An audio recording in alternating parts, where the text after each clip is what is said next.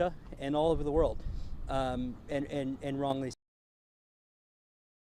And you know, there are a lot of these cases that could be resolved with the same kind of action by the president that was taken today to bring Trevor home.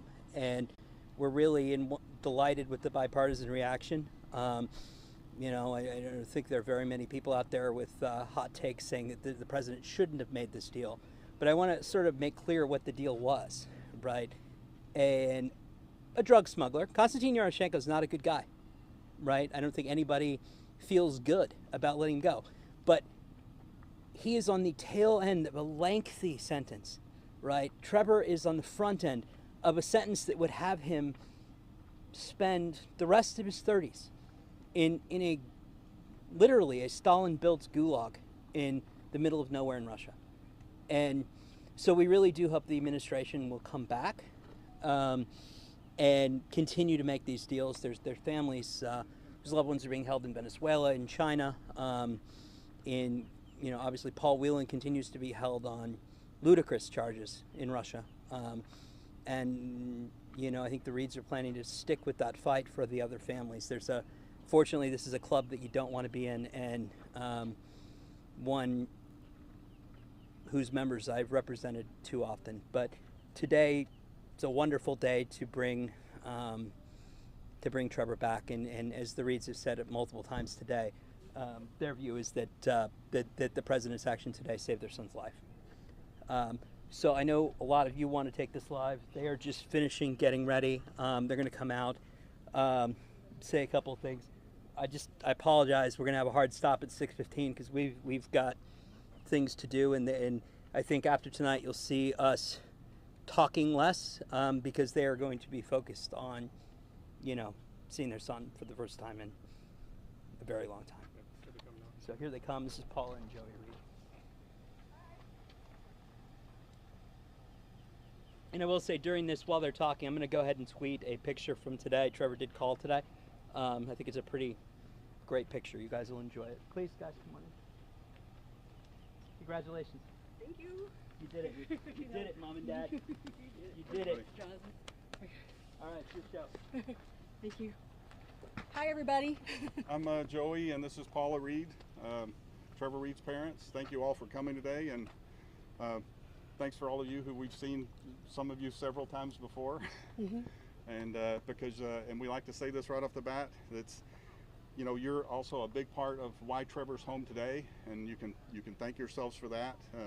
Without the media and public attention, our government doesn't work the way it's supposed to, and the media makes that happen.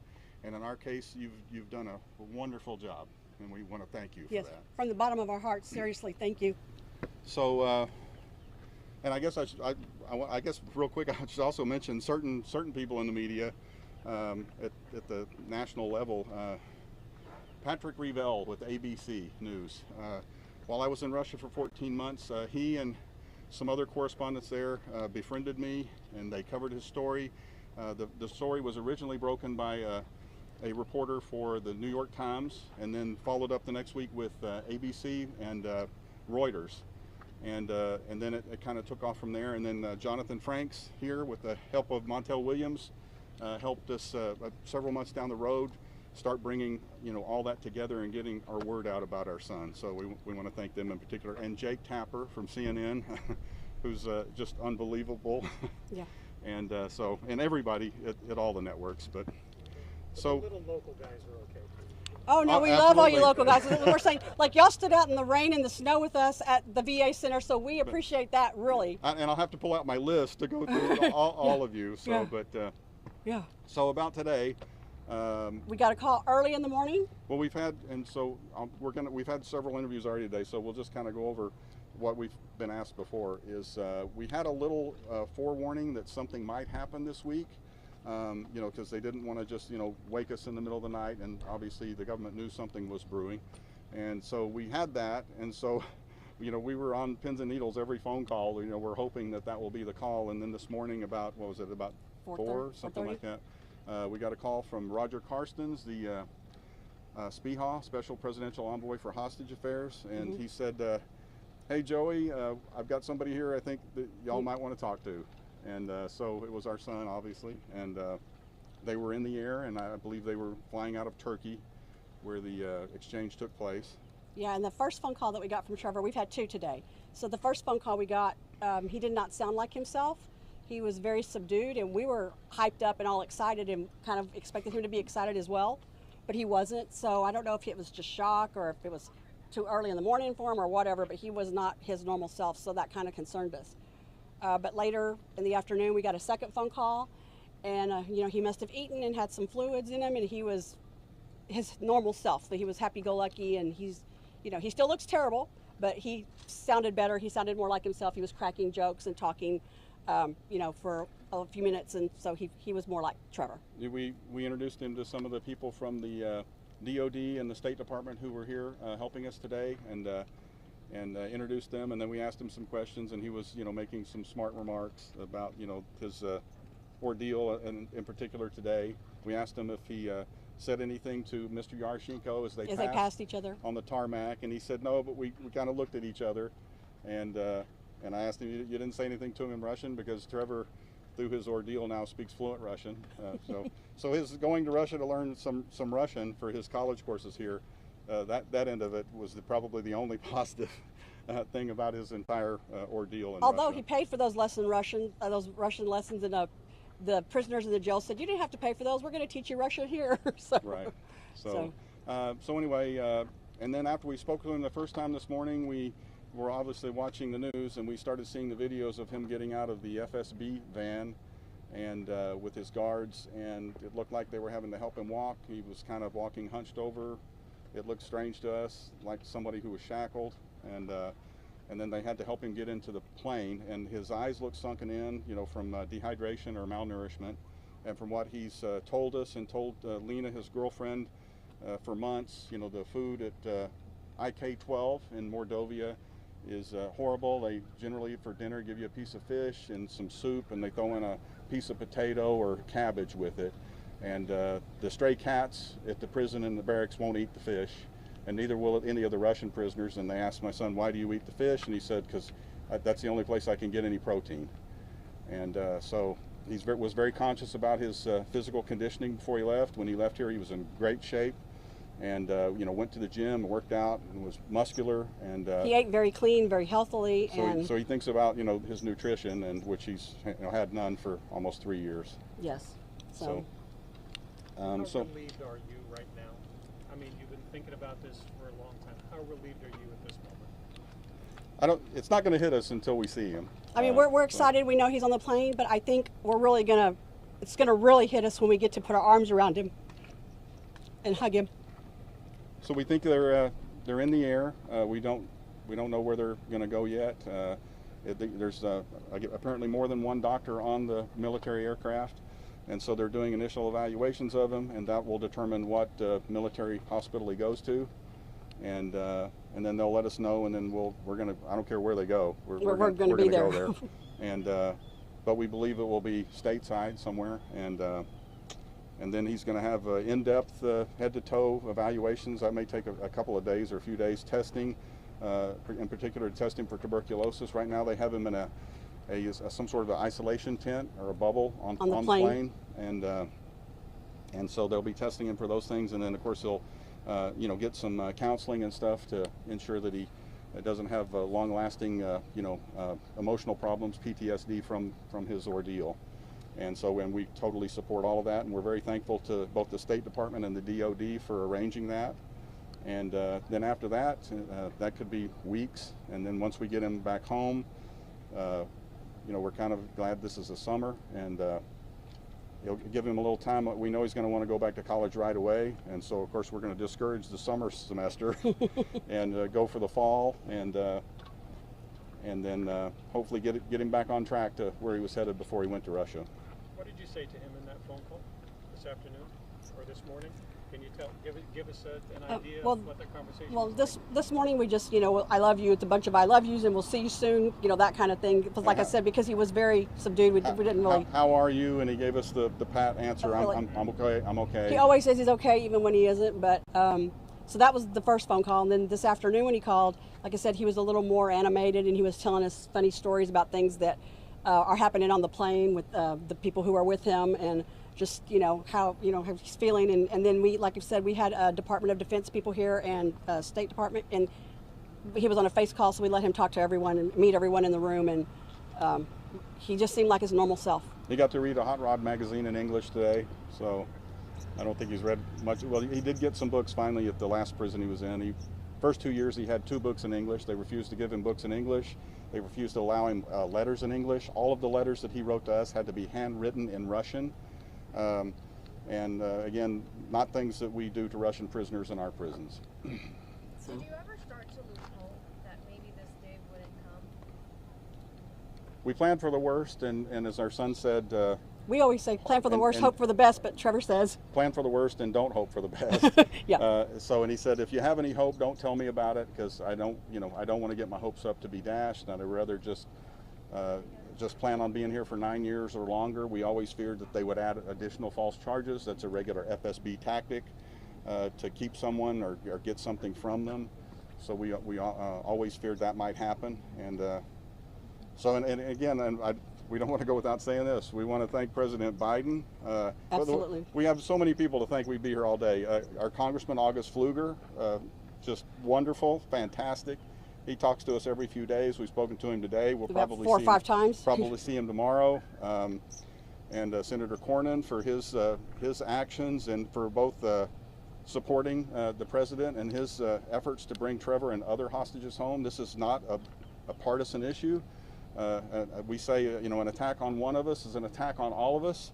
It is not a Republican or a Democrat issue. When these foreign countries or terrorist groups take an American, they don't care whether you're a Democrat or a Republican. Yeah. You're an American, and we need to stand together. That's what Americans do. When somebody attacks us, we come together, and that's what they've done in our son's case. And we want the president to do that, and not just this president, all presidents, to do that for all Americans in this situation. But we're so thankful for President Biden meeting with us and then taking this swift action after meeting with him. We believe that he probably saved our son's life.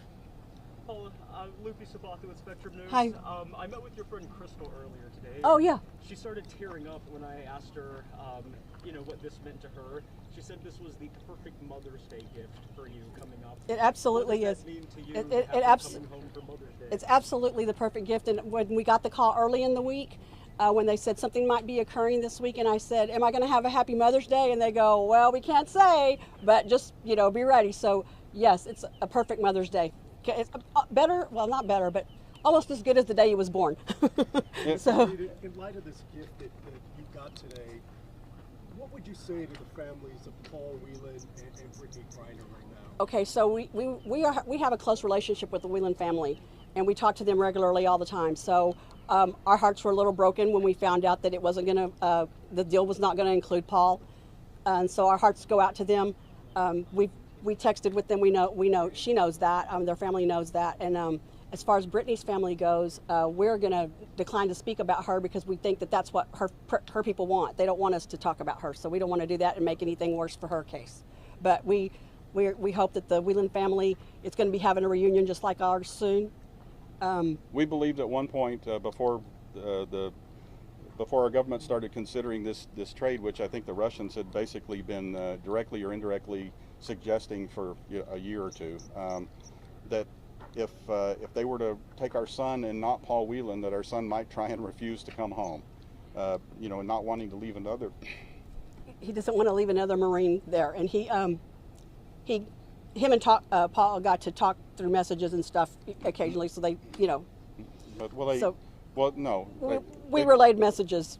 Yeah, from his family. For his family to us, and to them and back to yeah. those kind of messages. But So at first we thought there was going to be a deal to bring them both home, and I think that it was going to be really hard for Trevor. But and again, that's another thing about the bipartisan support. As long as there's not some crazies in Congress that come out against the president for this action, and the administration can feel more comfortable that it is a true American issue, then maybe they'll be more open to making more deals to bring Americans home, not just exchanges, but whatever it takes to bring them home. Just given what's going on in Ukraine, was there ever a concern that could impact the effort to bring him home? Absolutely, because like we said earlier, we have been told by the State Department all along that these things work on different channels, but you get kind of skeptical of that when you see a war breaking out. And we had been speaking with everyone, asking them, please bring Trevor home before the war in Ukraine breaks out, please, please, please. And that didn't happen. So I have to say, in the first few days after it happened, and we were told that the communications were cut for a little bit, we were a little bit down. But then they said in the next week, okay, we're speaking again. So, there was a moment when we got worried about it. And we're not sure what part it played. It had to have played some impact or some part in the story. But Governor Richardson and Mickey Bergman borrowed a plane from the CEO Federal Express, yeah. of Federal Express and flew to Moscow literally days before the war broke out. The day of the war. And they engaged high-level Russian officials about some sort of a trade, which is what they do. And they had some sort of an agreement, some sort of tentative agreement, and I think they brought that back. And then the United States government, I think, saw that opening and then took the opening on their own to accomplish that. But we appreciate everything that the governor and Mickey did to try and bring our son and Paul Whelan home. Mr. Reed, so many of the details are still under wraps. Have you been briefed on how this negotiation came to pass and how your son's release came to fruition today? Not really. What we just told you is all we know, and everything else is just complete speculation. We've been told we will know later, but not immediately. We'll know when we see it on the news. And here's a boring question. You're both sporting Camp David shirts. Can you tell us why? Oh. Well, we just happened to put them on, and mine's different than hers, I think. So, but our son was a presidential guard under the Obama-Biden administration, and all the people who work there, they have a family day. And you get vetted and all that, and then you can go and they have the Marine Corps band and the silent drill team, and then your loved one gets to actually take you on a private tour of Camp David and see where the president lives and the visitors and the pool and all those things, and have a big cookout and all those things. And so we got to go there and see that. And we always get souvenir T-shirts anywhere we go, Disneyland, San Diego Zoo, Yosemite, wherever. So we had to get a T-shirt. We had to get a shirt. So we never had any idea that we would be wearing them for this type of situation. Yeah, so. right. You've thought a lot about this, way more than the average person, obviously. But do you think the leaders could come together and maybe minimize, if not stop, all these conflicts, so that other families don't have to go through this? Oh, absolutely. And we think this is a good sign that it's going to maybe hopefully start the ball rolling and lots of things will come out of this. So whether it be our internal politics or international politics, the governments never want to be the first one to put something forward. And then even when something good happens, they're very shy about saying that it was a good thing or that this could lead to something else because of fear of what it could lead to either internally in Russia or here. So both sides are going to deny that this will have any impact on anything else, but we hope behind the scenes that it does. Well, yeah, because I already heard someone today that they were saying, well, it was only because Trevor was sick. And that, that may be, but that's fine for us that it brought him home. We have plenty of sick American hostages and detainees right now in Venezuela and China and several countries. And again, if sickness is the reason, then we need to bring them all home. Can you speak at all to like the time and the money that you invested over the last 3 years? Well, we really don't like to give that number out, but because our son doesn't know, and if he did, he would be so angry with us. So early on, he told us, do not pay for that attorney, do not spend that much money. And we said, Trevor, we're going to do whatever it costs. He said, don't do it. There was several discussions with Joey and arguments about that, so we are not giving that number out. Have you been able to speak to President Biden today, and what did he have to say?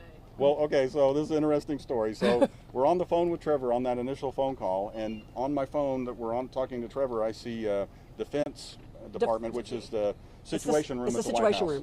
But we didn't know that. And so I hit the button, call decline. you later, right? and so we're still talking to Trevor, and then her phone rings, and he goes, it's the president. So I hung up on the president. I'm sorry, Mr. President, didn't mean to do that. But so anyway, they connected through. We told Trevor, hey, the president's calling on the other line, and so the president was talking to us, and Trevor was kind of on hold, and Trevor was having a hard time hearing us. But then the president says, hey, I would have called you earlier, but I didn't want to mess anything up, and I didn't want to wake you up in the middle of the night, but I understand that he's on the plane. And we said, we're talking to him right now, and he goes, oh, well, hey, you need to talk to him. You'd rather talk to him than me, so I'll get off here. But he says, I want to have your family, come to see me in the White House, and I'm so glad that we were able to get him out of there. And we told him we were thankful and we're grateful, and that when we saw him, obviously we were going to give him a couple of big hugs, and he said he would give us some big hugs back. So yeah. Did you expect after your meeting with him that this would happen as quickly as it did? We've said for a year, any of you who followed us, that we believe if we can just get to the boss, if we can get to the top man in our government, the executive, that we can make this thing happen because of his personality and what Americans know about him. You may not like his politics, you may not like certain things about him, but anyone who says that he's not compassionate and kind man is a liar, or they are just an idiot. Okay, so and we've learned that firsthand, and we want him to do the same thing for other Americans, and get them out of there, and yes, and we think it had a major impact, that and our son's illness, and probably Governor Richardson's visit. So that there were several things in play here, but our visit was, and thank you for being there. You briefly spoke of the video of your son earlier today that was released, and you talked about it looking like he appeared to be shackled. Can you walk me through just those moments of seeing that footage and what was going through your mind? Well, she was sitting on the couch and I was sitting on a chair, so I couldn't see her face, but I know I was crying when I was kind of, I'd seen it. I was talking to someone and kind of saw it out of the corner of my eye earlier, but when they started showing it again, I looked at it and I went, oh my gosh, because like I said, it looked like he was hunched over and he was kind of, walking like this, and they grabbed his bag and then they were helping him get up in the plane. He looked very frail, and immediately, like Joey said, I immediately tears just came to my face because he just didn't look like himself, and that's a really hard thing to see, And like I said, because he's used so healthy normally. And I'm thinking shackles because his girlfriend got to visit him once at the prison camp the same day that Ambassador Sullivan went there, and that was the only way that they would let her see him, I think, that day. But anyway, when she went to get her pass at the window, they said, "You're here to see the American?" And she said, "Yes." And they said, "Well, how long do you know him?" And she says, "Well, I've been dating him for 5 years, and he's my fiance." And they said, "Well, he's an American spy." And she's like, "He's not a spy." And so the reason we believe they said that was when they brought him to the prison camp, they brought him in a heavily armed convoy with all fully geared up, like tactical officers carrying AK-47s, and he was shackled. And all the prison guards are like, "What is going on?" They don't bring you to prison like that in Russia. So, even if you're a mass murderer. So all these rumors started. So, and we still kind of wonder, why in the world did they do that? They're in the middle of Russia. It's not like someone's going to try and then, like you said, his body looked hunched over. So we thought he was shackled, and we even asked him on the phone, "Were you shackled?" And he said no. But he just looked like he was not walking very well. But even today, he said there were about 20 FSB agents with him in the truck and on the plane. And then he told us before we saw the video later, the other video that's out is of the swap actually going down, and he said it was crazy. They parked the planes next to each other, and we got out and we crossed past each other like something in a movie. and then they started showing it on TV, and it's crazy. That's exactly what it looked like. And we know a few details about what your son went through behind bars, nutritionally, health-wise. Can you talk about, as his parents, what you endured for the past 3 years, and how you were able to get on with day-to-day life every day? Well, as he was losing weight, we were gaining weight. Well, we gained weight. We lost. Yeah, it was just and hair and everything. Yeah, else. yeah. My hair went white, and it's just a lot of things. Like I said, a lot of things bad for us, but nothing in comparison, obviously, to what he went through. But it has been hard. It's been really a lot of stress between Joey and I, between our and our daughter. I feel for my daughter because. She says, "It's all things Trevor." So we kind of joke about it. And so she'll say, "Mom, I want to come over and see you." So it's no things Trevor this weekend. And I go, "Okay, that's fine." But it's just, it's all consuming. It really is. And it's just been hard. And, you have to keep functioning and get on with your life and do things. But it is hard. And every time you go somewhere fun or whatever, like I see things and I think, "Oh my God, Trevor would love that," or this would be cool, Trevor, if Trevor was here. So it's just been hard. And we'll still do things. We'll go out to eat, or we'll go. I go to a movie occasionally, but every time you do, you feel guilty. Yeah. Like what's happening with Trevor right now. Yeah. And that's what all these hostage families are living with every day. It's like you can't, anything that you would take for granted normally, you're like, oh my God, our loved one would give anything to have this simple meal or a walk down the street or a drive in a car. Oh, like a perfect example. Right before Trevor got arrested, we bought 4 tickets to go to the Dallas Cowboy game. We'd never all done that before. So we were all going to go for the first time together. And then he got arrested, and then we had, he wasn't going to be there. And I was like, I don't want to go, and Joey said, no, we have to go because we can't stop living. We have to go. We didn't enjoy the game. Yeah. And besides, I'm not a Cowboy fan, but... Say that. By the way, so our son and myself are big Texas Rangers fans. In fact, if you'll look at most of our pictures online, they're all wearing Ranger baseball He's wearing hats. a Texas Rangers shirt in almost every picture that we posted, and And so they built a new stadium since he's been gone. So we're looking forward to taking him there to see that and not, you know, lose 5 pounds of sweat, you know, in the middle of the summer. So we're looking forward to that, and hopefully, you know, they'll do well this season. No comments. Yeah. So, but we want to make a couple other comments. We love Alina, Trevor's girlfriend, fiance. I've spoken to her several times today. She's sending us videos and news reports coming out of Russia, and so anyway, and we miss her, and we wish that she was going to be here when Trevor comes home. She was crying. She's crying when she found out that he had already left Russia. And all of our friends in Russia. I mean, the Russian people were always so wonderful to us, and you know, I've gotten so many, you know, congratulations, and we're so happy from our friends, our translators, our attorneys in Russia. News people, reporters in Russia. We just want people to remember that the war going on right now, there's bad things happening.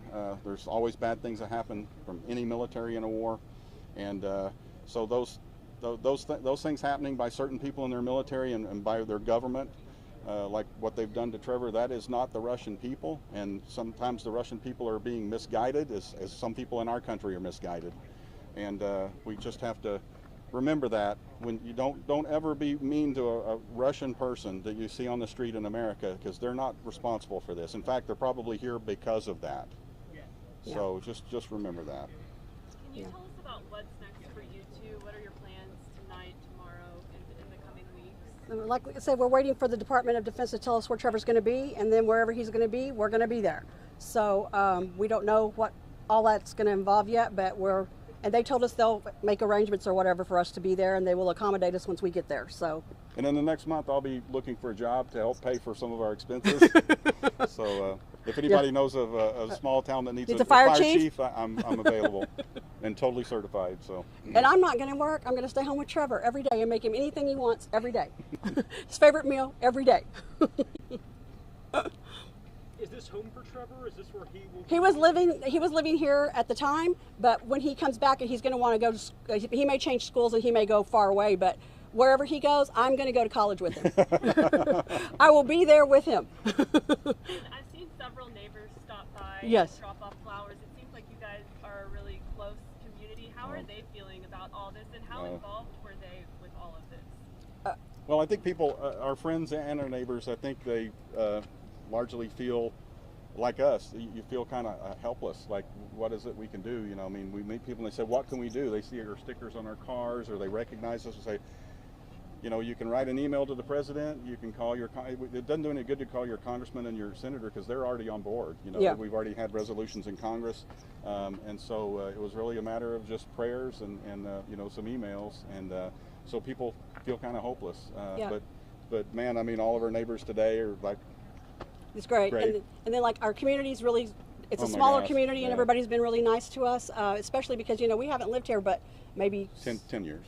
Yeah, but you know, Trevor wasn't living here, and so but for them to get on board, and we have posters and signs of Trevor all over town.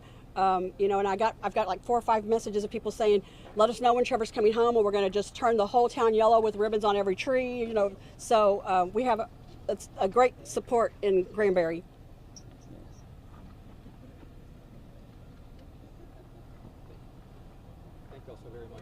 Okay, we're good. Right. Thank you again, everybody. Yes, really. Thank you. Thank you. If anybody needs a bottle of water or anything. Thanks to everybody for coming out. Yeah. If you need anything, y'all know where to find me. I'm sorry I've been so slow on emails. But yeah, he's been slacking all day, you know. He's just been slacking. I've got about 150 I haven't gotten to. So we'll get there. We appreciate you guys. You're a large part of the reason we have today. So yeah. Thank you. Guys, you're off duty. Thanks, guys.